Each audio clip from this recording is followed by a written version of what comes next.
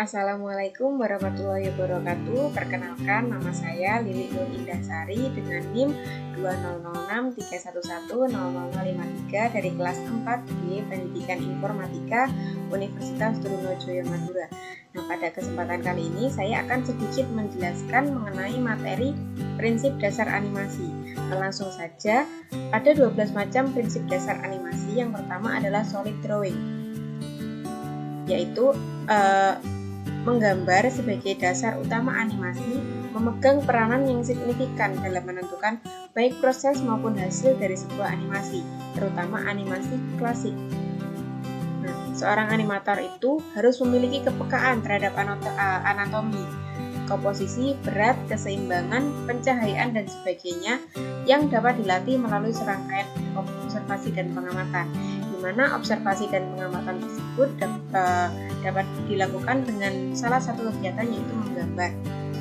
Nah, meskipun ini peran gambar yang dihasilkan dari sketsa manual sudah bisa digantikan oleh komputer, tetapi dengan pemahaman dasar dari prinsip menggambar akan menghasilkan animasi yang lebih peka. Nah, di sini saya berikan beberapa contoh dari solid drawing. Yang pertama adalah step by step dari solid drawing, seperti pada gambar ini, dari mulai membuat garis, memberikan lingkaran dan sebagainya, hingga menjadi sebuah animasi seperti ini. Untuk yang kedua ada contoh-contoh dari solid drawing, ada berbagai macam gambar. Nah, untuk yang kedua adalah timing dan spacing. Timing adalah tentang menentukan waktu kapan sebuah gerakan harus dilakukan, sementara spacing adalah tentang menentukan percepatan dan perlambatan dari bermacam-macam jenis gerak. Contohnya adalah contoh timing, menentukan pada detik keberapa sebuah bola yang meluncur kemudian menghantam kaca jendela. Contoh spacing, menentukan kepadatan gambar yang pada animasi akan bergerak pada kecepatan gerak ketika bola itu sebelum menghantam kaca, tepat menghantam kaca, sesudahnya, atau misalnya ketika bola itu mulai jatuh ke lantai. Nah, di sini saya akan melampirkan contoh gambarnya dari timing and spacing. Untuk gambar yang pertama, ini adalah spacing, dan ini adalah timing. Untuk gambar yang selanjutnya, contoh timing yang pertama, mulai dari berlari hingga menendang. Dan untuk yang kedua, contoh timing yang kedua, mulai dari berdiri, berdiam diri hingga berjalan. Oke, untuk yang ketiga adalah squash and stretch. Squash and stretch adalah upaya penambahan efek bentuk atau plastis pada objek atau figur sehingga seolah-olah memuai atau menyusut untuk memberikan efek gerak yang lebih hidup.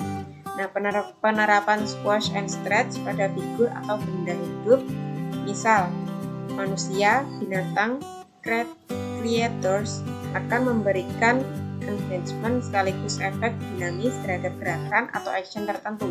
Sementara pada benda mati, misalkan gelas, meja, botol, penerapan squash and stretch akan membuat mereka tampak atau berlaku seperti benda hidup. Di sini saya berikan contoh squash and stretch pada animasi bola. Jadi animasi bola ini seakan-akan akan terlihat seperti memantul.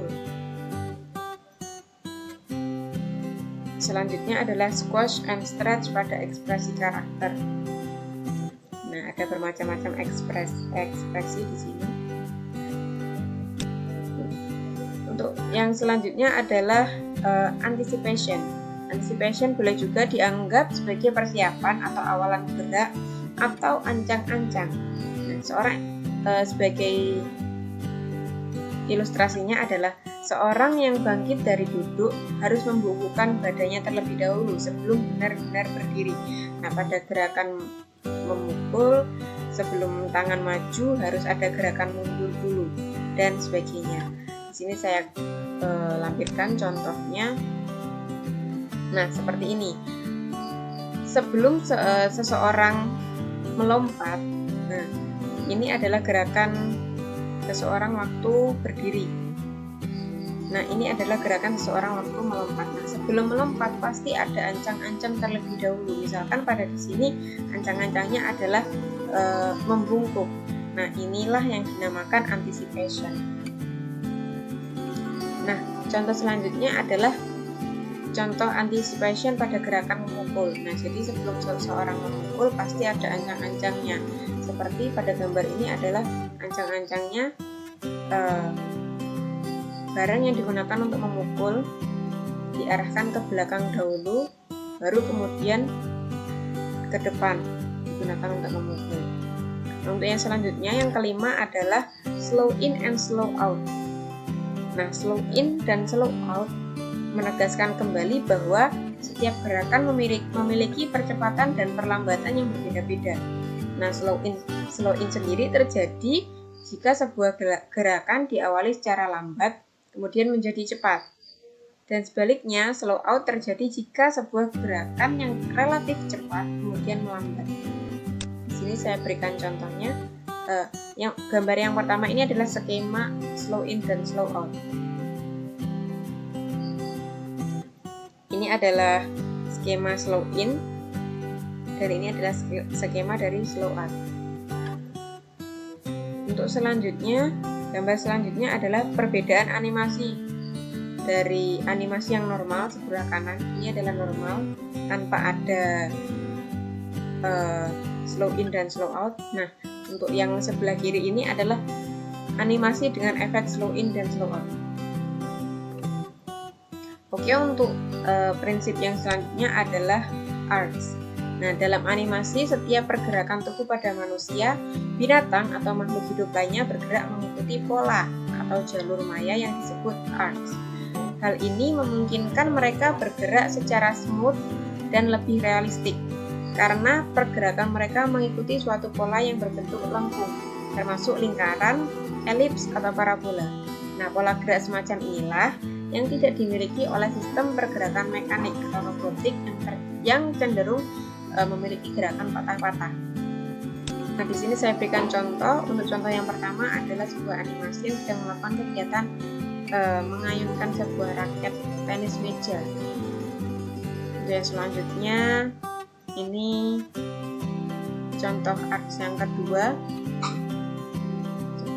Ini skema dari kegiatan berjalan. Jadi ini ada naik turunnya. Yang pertama kontak, selanjutnya agak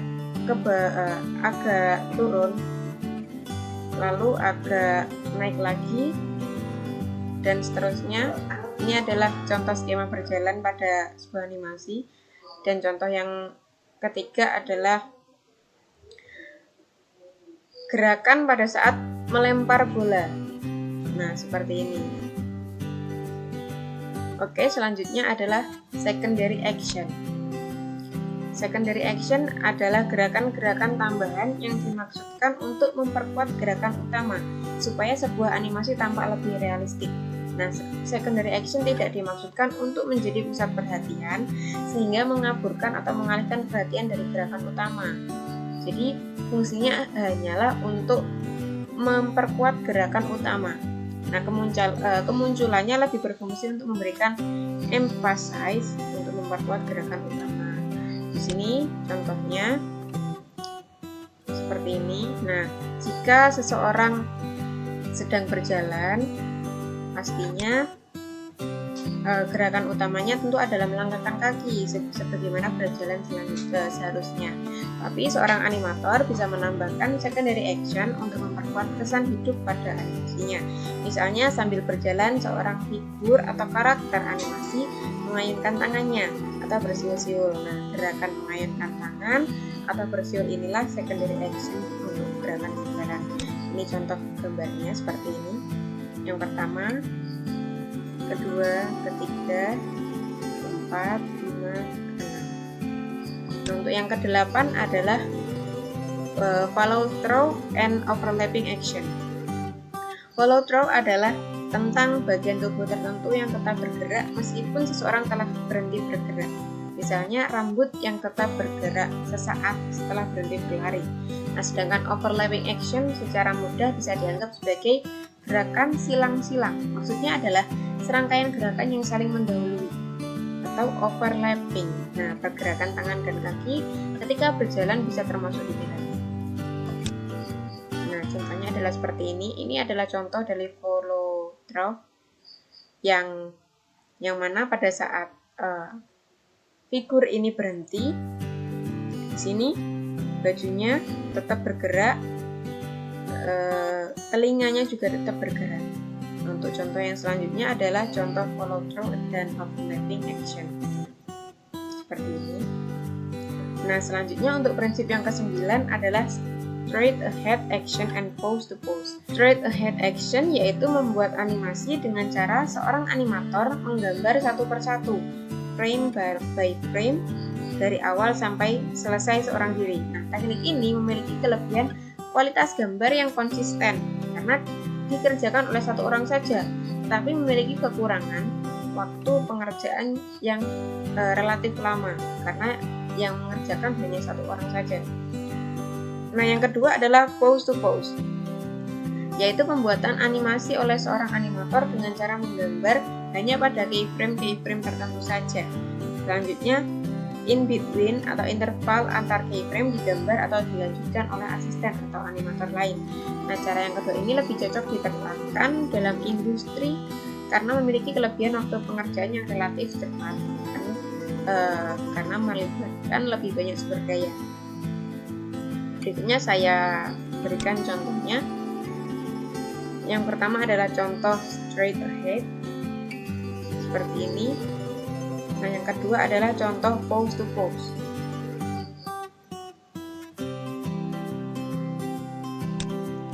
Nah, selanjutnya untuk prinsip yang ke-10 adalah staging. Seperti halnya yang dikenal dalam film atau teater, staging dalam animasi juga meliputi bagaimana lingkungan dibuat untuk mendukung suasana atau mood yang ingin dicapai dalam sebagian atau keseluruhan scene. Nah, di sini contohnya seperti ini. Staging biasanya dibuat dengan memperjelas karakter. Nah, di sini ada dua contoh staging. Yang sebelah kiri adalah poor staging, yaitu staging yang buruk karena detail karakternya tidak tampak. Ini tidak karakter yang berbaju kuning tidak tampak ekspresinya seperti apa, begitupun karakter yang berbaju merah. Nah, untuk staging yang sebelah kanan, good staging, ini adalah contoh staging yang baik karena ekspresi dari setiap karakter di sini tergambar dengan jelas. Untuk prinsip yang ke-11 adalah appeal. Appeal berkaitan dengan keseluruhan look atau gaya visual dalam animasi. Sebagaimana gambar yang telah menelurkan banyak gaya, animasi juga memiliki gaya yang sangat beragam. Ada juga yang berpendapat bahwa appeal adalah tentang penokohan berkorelasi dengan karisma seorang tokoh atau karakter dalam animasi. Jadi meskipun tokoh utama dalam sebuah animasi adalah monster, delut, demit, siluman, atau karakter jelek lainnya, tetapi tetap bisa appealing. Nah, contohnya adalah seperti ini. Contoh appeal dalam animasi Toy Story. Nah, untuk prinsip yang terakhir adalah exaggeration. Exaggeration adalah upaya untuk mendramatisir sebuah animasi dalam bentuk rekayasa gambar yang bersifat hiperbolis, dibuat untuk menampilkan ekstremitas ekspresi tertentu dan lazimnya dibuat secara komedi. Banyak dijumpai di film-film animasi sejenis Tom and Jerry, Donald and Duck, Doraemon, dan sebagainya. Jadi exaggeration ini dibuat untuk mendramatisir sebuah animasi. Contohnya adalah seperti ini. Nah, contoh yang pertama ini adalah contoh bola jatuh dengan normal. Nah, di sini ada contoh bola yang didramatisir. Jadi jatuhnya begitu jatuh langsung menembus ke tanah. Untuk gambar selanjutnya ini contoh orang meninju dengan normal dan efek exaggerasinya seperti ini. Begitupun yang paling bawah yaitu karakter yang mengayunkan stick golf dengan normal, dan yang di sebelah kanan dibuat sedramatik mungkin. Nah, contoh selanjutnya adalah seperti ini. Ini adalah contoh karakter yang kaget, tetapi ekspresi kagetnya dibuat dramatis. Nah, mungkin sekian sedikit penjelasan dari saya. Semoga bermanfaat. Bila ada kurang lebihnya saya mohon maaf. Terima kasih. Wassalamualaikum warahmatullahi wabarakatuh.